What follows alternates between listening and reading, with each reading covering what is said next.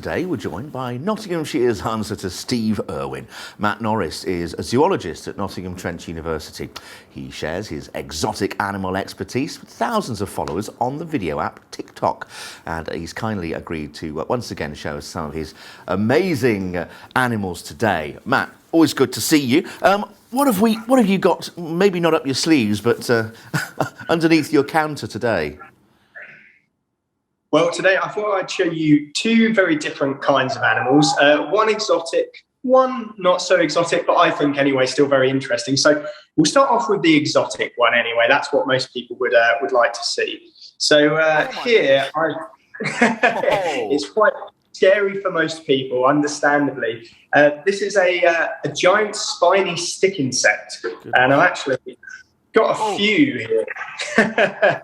So these guys come from Papua New Guinea, and unlike most stick insects that are normally pretty slender, I'd say these are more like tree trunk insects. They're pretty large, really, and they're one of the largest species of insects in the world. In fact, I weighed one just before I came on air, just out of curiosity to see how heavy it was, and this one here is about 32 grams, which is quite heavy considering most insects out there normally weigh less than 1 gram.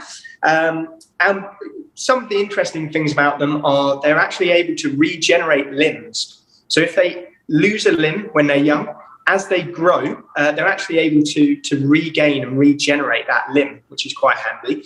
And I thought I would show you guys and your viewers today how you can actually sex these, because once you know how, they're reasonably easy to sex. So this one here is a male. And how you can tell it's a male is if you look at the end of the abdomen, if I can get it in camera, you can see the end of the abdomen is it's blunt. But the legs, the back legs are quite broad, really, and they've got these dagger-like barbs on them, which the males use for fighting.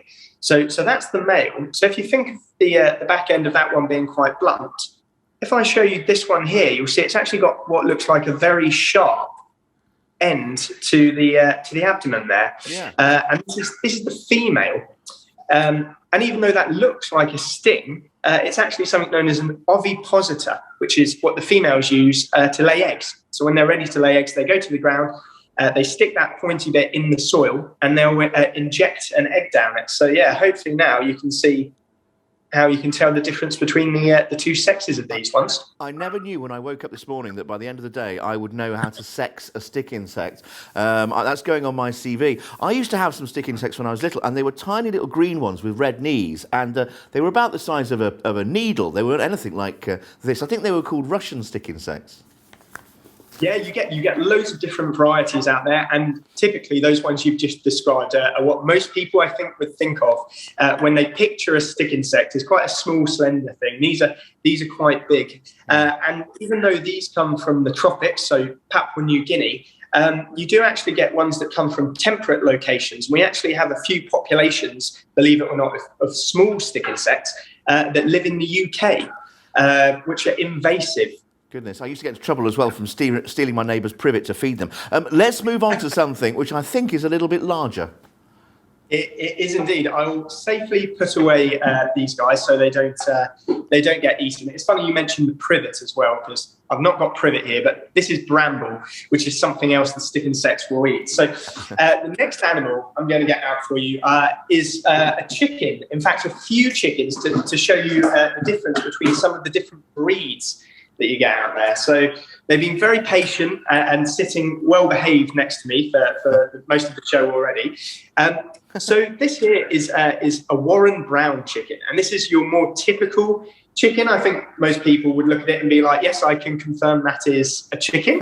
And these are the ones that are predominantly used in the UK egg industry. So if you buy eggs from your supermarket, chances are that they've been laid by one of these kind of birds.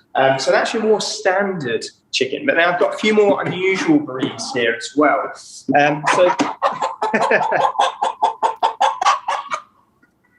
Up next, we've got quite a loud one. And this here is a Malay chicken. And Malays You can hear and see it's quite boisterous, and that's because they were originally bred for cockfighting years ago. Obviously, nowadays cockfighting in the UK completely illegal. So these are actually a rare breed, and you don't get them too often in the UK, because obviously the main reason for which they're bred is illegal. So it's only real enthusiasts that breed them. And I'm not sure if she'll stand up for you. She's being a bit shy, but they're one of the tallest breeds in the world. And the males can get about 3 foot tall, so they can come up almost to your waist. Don't know if you wanting to stand or are you going to flap around. So that's her. So she's quite, I think you can see that, quite a lot larger than the egg-laying chicken we've got. And then the last one that I've got here, he's not very large. He might be talkative. We'll see how he goes.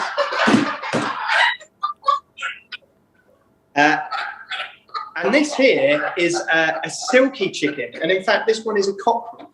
So where the other two have been hens, females, this is a guy, which are normally more vocal and talkative, hence why they're infamous for waking people up in the early mornings by doing a cockle-doodle-doo as the sun rises. And silkies, even though he looks beautifully soft and decorative, they're a breed originally from Southeast Asia, and they're actually originally bred for meat. And that's because their meat is what's known as hypermelanistic, which means that it's almost black. So when you cook it, it's completely black, and even when it's essentially raw, it's black. So originally they were bred for meat. Whereas nowadays, I think you'll agree, he's quite nice to cuddle. We'll have to leave it there. It's a wonderful selection. Thank you so much, as always, there to Matt Norris.